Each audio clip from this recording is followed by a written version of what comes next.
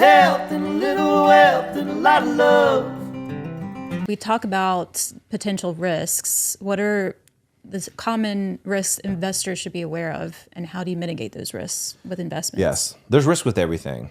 A good friend of mine told me this earlier. Choose your hard.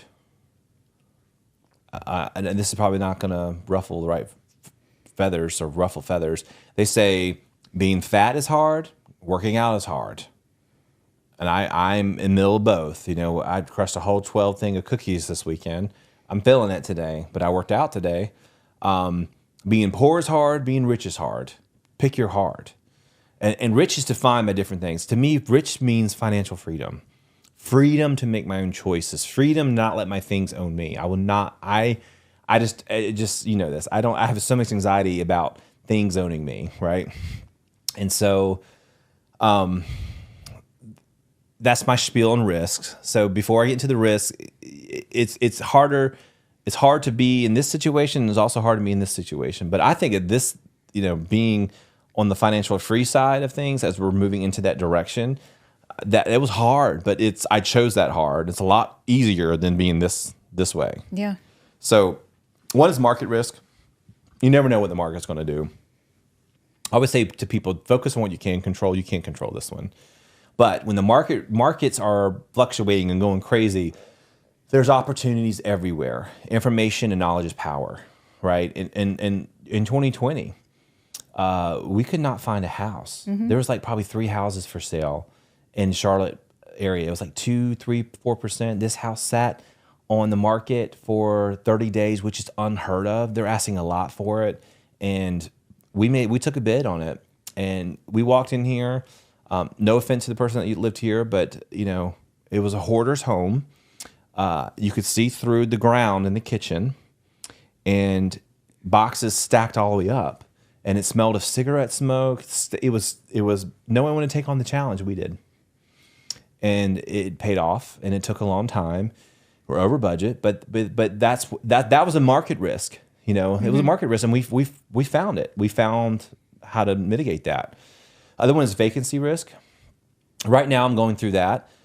I am breaking even on my properties. I am in real estate. I have made $1,000, $1,500, $2,000 a month historically for years, and the market's tough. A lot of people are doing Airbnbs now. A lot of people are doing short-term, the midterm rentals, which was what my market was, and so the competition is a lot more fierce and a lot more. It's more saturated. Tough. It's more saturated. There's more properties out there. And so I'm breaking even, which is actually not a bad thing. It's not a bad thing. It's a lot of work to break even, though. Mm-hmm. It's a lot of work to break even. And you can't put a price on the psychology of that either, you know. And this is from November to about February is a slower time. And that's unanimous with every area, unless you're in a different area. But for Charlotte, I know that already. Yeah.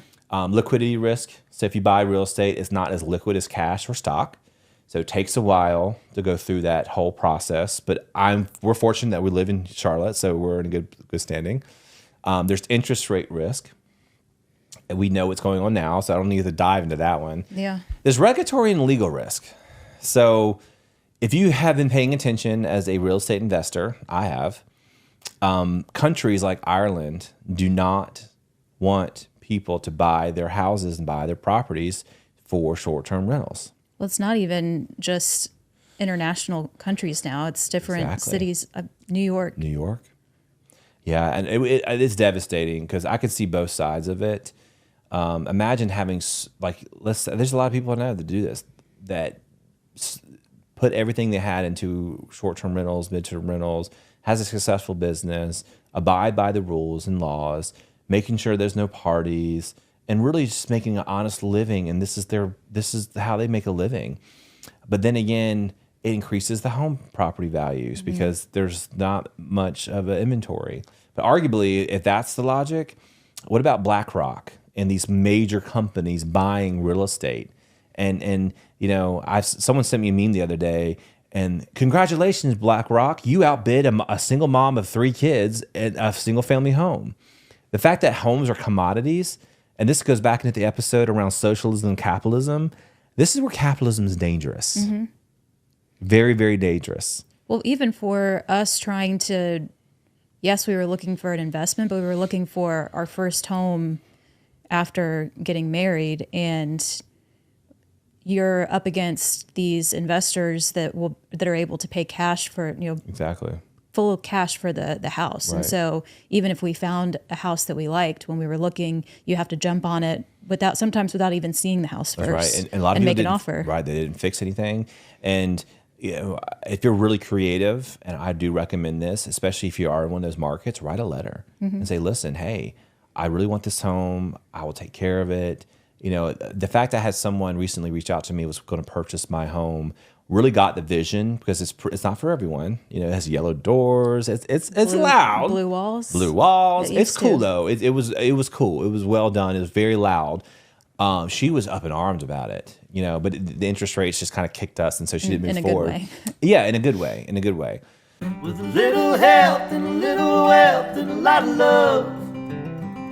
That's the life that we live. Suits and scrubs.